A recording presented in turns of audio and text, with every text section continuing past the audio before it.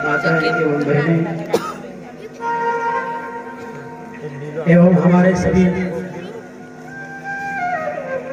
इस ग्राम के मांडवा गिर के सभी भक्तों को बहुत बहुत साधुवाद। विगत आज से लगभग 10 वर्ष पूर्व मैं यहाँ पर आया था। हमारे सभी ग्रामवासियों ने यहाँ बड़ी सुंदर संगीत में गान कथा हमारे द्वारा करवाई थी। उस समय से लगाकर आज तक हमारा वैसा आना नहीं हुआ, लेकिन आज हमारे रवि भैया उनके पिताश्री के प्रथम पुण्यतिथि, तो शायद मेरा सौभाग्य है कि मुझे यह अवसर प्राप्त हुआ गाने का, बोलने का। विगत कई सालों से मेरे दिमाग में था कि मांडवा दिगर में कभी हमारी कथा हुई थी, पर बाद में आना ही नहीं हुआ। तब हम यहाँ रहते थे अमलनेर के पास, परंतु ये भगवत कृपा है जिसके वजह से आज हम लोग ये सौभाग्य हमें मिला। और हमारे रवि भैया और उनके और भी सभी सहयोगी साथी, उनके वजह से ये सुंदर आयोजन यहाँ रखा। तुलसीदास कौन लाया और उनके पिताश्री तू तो कर तो कौन ला रहा मैं तो कहता हूँ, देखो जिनकी देखो मरना तो सभी को है, ये तो कन्फर्म है कि आज नहीं तो कल हम सबको खत्म होना है। जैसे जीना एक कला है ना, तो मरना भी एक कला है। लोगों को संसार में जी तो सभी रहे हैं, लेकिन साहब जीना किसी किसी को ही आता है। जी तो सभी रहे हैं, पशु पक्षी कीड़े मकोड़े हाथी घोड़े बिल्ली मनुष्य सभी जी रहे हैं, लेकिन जीना किसी किसी को ही आता है संसार में। लेकिन ऐसे लोग जिनके मरने के बाद किसी संत का आगमन हो जाए या किसी महापुरुष का आगमन हो जाए, सत्संग हो जाए, तो पुण्यात्म आत्मा धन्य हो। आपने देखा होगा अभी समाज में, देश में कई लोग ऐसे रोड पे मर जाते हैं, लेकिन लोग उनकी पुण्यतिथि तक नहीं मना पाते। तो क्या है, मरने वाला जो है वो दुरात्मा है, लेकिन फिर भी हम जब मर जाते हैं तो उनके फोटो के आगे लिख देते हैं बैकुंठवासी। भले ही जिंदगी भर पाप किया हो चलेगा, स्वर्गवासी। लेकिन धन्य कौन है? धन्य वो आत्मा है उसके मरने के बाद उसकी पुण्यतिथि भी यथा श्रीमद् भागवत कथा रखी जाती है अथवा सत्संग रखा जाता है, किसी संत के द्वारा यह करवाया, वह आत्मा धन्य है। इसलिए जैसे जीना एक कला है, तो मरना भी एक कला है। जी तो सभी रहे हैं, तो उनके पिताश्री को क्या नाम क्या, भागमल जी, इस व्यासपीठ से इस वक्त वो जिस जगह हो, जिस भी लोक में हो, उनको हमारी आत्मा से परमात्मा के चरणों में प्रार्थना है कि प्रभु उनको अपनी चरणों में स्थान दे और उनकी आत्मा को शांति प्रदान करे। और ये हमारे जीवन में एक बहुत बड़ी शिक्षा है। क्या आप दिन रात भजन गा रहे हो, दिन रात पार्टियों में जाकर के भजन गाते हो, खूब नाचते हो, चिल्लाते रहे हम लोग रात दिन, लेकिन गाते हो आप लोग एक बात और जरूर गाते होंगे जो सबने सुनी होगी। क्या? एक दोहा कबीर साहब की बड़ी फिट होती है। दोहा क्या है? सबके मुख पर है। कबीरा जब हम पैदा भये, जगत हंसे हम रोए, और ऐसी करनी कर चलो हम हंसे जब रोए।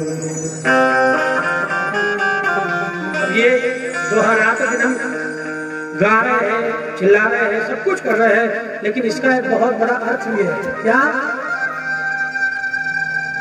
पैदा भय जब जगत हंसे हम रोए, लेकिन जाने के समय ये लाइन पलट जानी चाहिए। क्या? तो बोले हम हंसे जग रोए। मरने वाला व्यक्ति हंसते हंसते दुनिया से विदा ले ले और ये दुनिया हमारे लिए रोती रह जाए प्यारे, इससे बढ़िया मौत और क्या हो सकती है? इससे बढ़िया और मौत क्या हो सकती है जब मरने वाला हंसते हुए जा रहा। वरना देखो आप, मरने वाला व्यक्ति के कितने पेड़ झटकता है, न जाने उसको कितनी तकलीफ होती है, तड़प तड़प के जीव पड़ता है। यहाँ पर हमारे परम पूज्य लक्ष्मण चैतन्य बापू जी के लगभग सभी साधक परिवार है। सबने सत्संग सुना है, सबने कथा सुनी है, लेकिन जीवन का परम सत्य क्या है? जीवन का परम सत्य, अटल सत्य है मौत, मृत्यु, जो कभी बदल नहीं सकती है। लाख कोशिश कर लो फिर भी वो तुम्हें छोड़ेगी नहीं। 7 दरवाजे भी लगा लोगे, ताला लगा लोगे, तब भी नहीं बचोगे।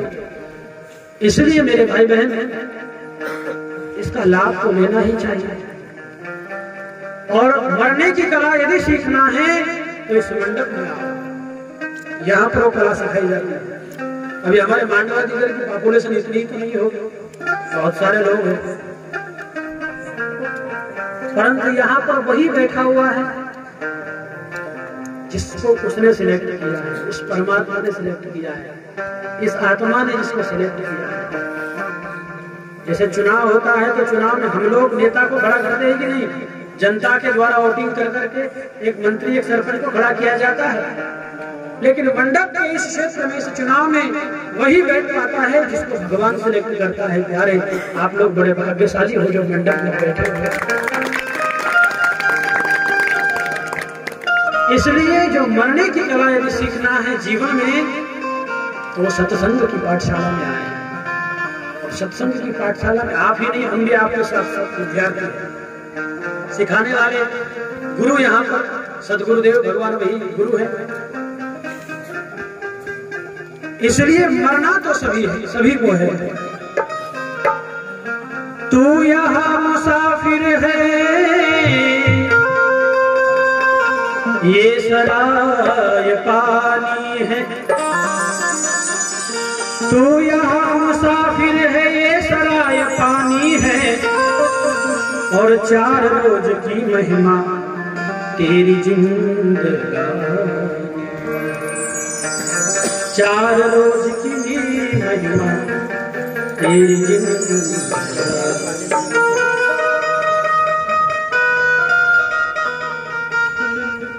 जो व्यक्ति मरता है, पता है उसकी मौत की तकलीफ उसको कितनी होती है। बिच्छू यहाँ पर किसको किसको काटा है, जरा हाथ खड़े करें।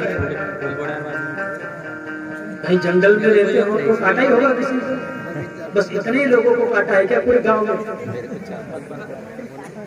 भगवान भला करे तुम्हारा। तो जिनको बिच्छू ने काटा होगा तो उसको पता होगा कि कितनी भयंकर पीड़ा होती है उसे। क्षमा करना, मुझे भी काटा है, मैंने खड़ा नहीं किया, मुझे भी बिच्छू ने काटा है, क्योंकि हम भी जंगली हैं, हम भी जंगल में रहने वाले साधु हैं। तो बिच्छू जब काटता है तो आदमी को ऐसा नचा देता है, इतना उसको, इतनी गर्मी होती है उसके चेहरे में। एक बिच्छू जब डंक मारता है तो कितनी पीड़ा होती है हमें। ऐसे 1 करोड़ बिच्छू एक साथ डंक जब मारेंगे, उससे भी कहीं लाख गुना ज्यादा तकलीफ मरने वाले को होती है। उससे भी कहीं लाख गुना ज्यादा तकलीफ मरने वाले को होती है। मरना इतना आसान नहीं होता, तो भयंकर तकलीफ होती है। ताली ऐसी मरी भी मत बजाओ, बजाना हो तो जरा जोरदार, जरा उमंग में होना चाहिए। 1 करोड़ गुना, 1 लाख गुना तकलीफ एक साथ जब डंक मारते हैं बिच्छू, उससे भी कहीं ज्यादा गुना तकलीफ होती है मरने वाले। अब इस तकलीफ से बचना किसको किसको है? हाथ खड़े करें। हमारे मतलबी दुनिया, बुराई करते समय, निंदा करते समय, चुगली करते समय, चोरी करते समय, झूठ बोलते समय तो तुमको ये ध्यान नहीं आता, और जब स्वार्थ की बात आती है तो सब खड़े कर देते हैं। यही तो बेईमानी है। ये जो भयंकर पीड़ा है ना, इससे इतनी आसानी से नहीं बचा जा सकता। तो इसके लिए करना क्या पड़ेगा? एक उपाय। क्या? अरे जो सुख पाओ राम भजन में, अरे सो सुख नाही अमीरी में, मन लागो मेरो याद, मन लागो मेरो याद, जो सुख पाओ राम भजन में, जो सुख पाओ